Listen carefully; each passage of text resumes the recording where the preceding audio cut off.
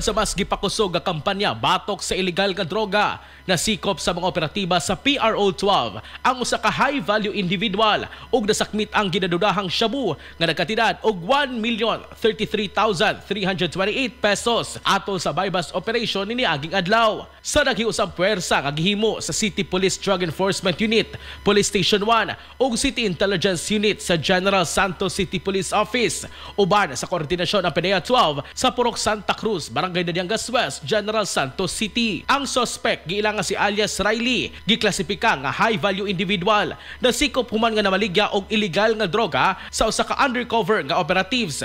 Nakuha gikan sa iyang posisyon ang napulo ka sachet sa gituang shabu, 2,000 ka pesos nga bypass money, usa ka brown belt bag, cellphone, lain-laing identification cards, 1,300 pesos nga cash, lighter, gunting ug berde nga coin purse. Ang dirapang suspect og tanang nakuhang ebidensya ana sa kustodiya sa Police Station 1 alang sa tukmang dokumentasyon ug disposisyon. Mga katropa, kape sa buntag nga makapaligon sa imong panglawas, ingon man makapanindot sa imong pamanit tungod sa collagen ug glutathione. Sulay na ang Santon Gold Coffee Mix. Alang sa nagkiusang Pilipino para sa Pilipinas, kini si katropang Philip Olegario. XFM.